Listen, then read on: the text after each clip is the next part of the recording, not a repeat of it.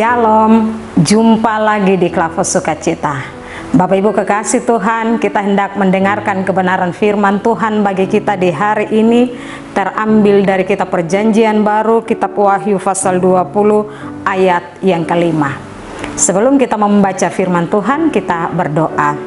Bapa kami yang ada di sorga, kami bersyukur kepadamu untuk kehidupan kami di hari ini. Engkau sungguh baik bagi kami, Engkau telah menyatakan kuasa-Mu di sepanjang hidup kami. Saat ini Tuhan, kami hendak membaca, mendengar, dan merenungkan firman-Mu. Taruh bagi kami pengertian dan kuasa-Mu ya Allah, sehingga kami mampu untuk menangkap maksud Tuhan ketika Tuhan berbicara bagi kami lewat firman-Mu. Hamba-Mu yang menyampaikan, Tuhan memberkati sehingga firman-Mu menjadi berkat bagi kehidupan kami. Di dalam nama Tuhan kami Yesus Kristus, firman yang hidup, kami berdoa. Amin. Wahyu pasal 20 ayat 5 dengan perikop pembacaan kerajaan 1000 tahun.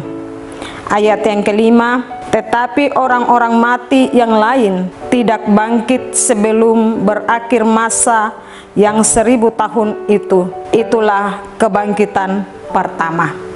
Demikianlah bagian firman Tuhan bagi kita di hari ini. Dikatakan berbahagialah bagi kita yang membaca, mendengar, merenungkan, serta memberlakukan kebenaran firman Tuhan di sepanjang kehidupan kita. Tema kita hari ini, kebangkitan orang percaya. Bapak Ibu saudara-saudari kekasih Tuhan, kitab Wahyu adalah wahyu Yesus Kristus. Maksudnya kitab yang menceritakan tentang kehidupan Yesus Kristus yang memberi dan membawa kemenangan. Yesus telah mati, bangkit, dan mengalahkan kuasa maut dan telah menyelamatkan kita. Kalau kita baca dari kitab Wahyu pasal 1 ayat 1 dan ayat 18, bahwa ketika kita membaca kitab ini, kita sedang melihat kemenangan itu ketika kita yang percaya kepada Yesus dengan sungguh-sungguh lewat firman-Nya. Kitab Wahyu ditulis oleh Yohanes, di mana ia dibawa oleh Tuhan masuk ke alam roh untuk melihat kesudahan hidup orang percaya. Artinya, orang yang mempercayakan kehidupannya kepada Kristus, hidupnya tidak sia-sia, tetapi ia akan berkuasa dan memerintah. Allah telah memberi bagi kita kuasa untuk memerintah. Ketika kuasa yang sudah diberikan kepada kita itu, kuasa itu kita nyatakan atau kita lakukan dalam kehidupan kita. Saya mengajak kita lihat dari bagian firman Tuhan secara khusus di ayat 5 dikatakan, tetapi orang-orang mati yang lain tidak bangkit sebelum berakhir masa 1000 tahun itu. Inilah kebangkitan pertama. Artinya Bapak Ibu kekasih Tuhan, orang yang percaya kepada Tuhan dan mempertahankan imannya kepada Tuhan, ketika ia akan mati, ia akan memperoleh kehidupan yang kekal. Kematian dari orang percaya bukanlah akhir dari segala-galanya, namun ada kehidupan yang kekal yang Tuhan sediakan bagi kita yang mau untuk mempertahankan iman percaya kita kepada Tuhan. Oleh sebab itu, pertahankanlah imanmu walaupun engkau diperhadapkan dengan banyak tantangan di tengah-tengah hidup ini. Bapak Ibu kekasih Tuhan, kitab Wahyu ini juga menjadi pengingat kepada kita sebagai orang Kristen, bahwa sebagai orang Kristen bukan sekedar ya saya orang Kristen ya biasa-biasa saja menikmati hidup ini apa adanya, tidak. Tetapi sebagai orang Kristen yang memiliki tujuan hidup, untuk apa saya ada di dunia ini dan untuk apa maksud Tuhan bagi saya. Itu berarti bahwa Bapak Ibu dan saya, kita juga terlibat dalam karya Allah di tengah-tengah dunia ini. Itu berarti bahwa hidup ini, kita sebagai orang Kristen ini, dalam kehidupan kita harus memiliki tujuan hidup. Bahwa tujuan hidup kita ialah Yesus Kristus. Yesus Kristus di dalam saya dan saya di dalam Yesus Kristus. Itu berarti bahwa sebagai orang Kristen kita mampu hidup dalam ketaatan dan kesetiaan. Firman Tuhan menjadi bagian yang tak terpisahkan dalam kehidupan kita.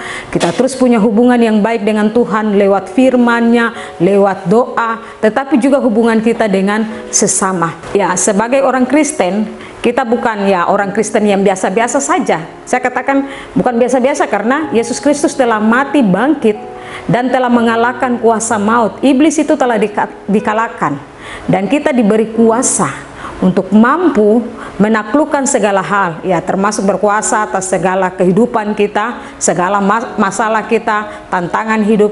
Kita punya kuasa untuk mengalahkan semua itu. Oleh sebab itu, sebagai orang Kristen, kita terus bangun kesadaran kita akan Tuhan. Bangun kesadaran akan Tuhan maksudnya bahwa ya Tuhan telah meletakkan segala-galanya dalam kehidupan kita, termasuk kuasa untuk memerintah. Dan dalam kehidupan ini kita menjalaninya dengan menunjukkan tentang sikap hidup kita sebagai orang Kristen yang sesungguhnya. Hidup yang senantiasa percaya dan terus mengandalkan Tuhan, bukan mengandalkan siapa-siapa atau bukan mengandalkan kekuatan kita sebagai manusia, tetapi kita mengandalkan Tuhan. Dan melalui kehidupan kita, Tuhan dipermuliakan lewat hidup kita.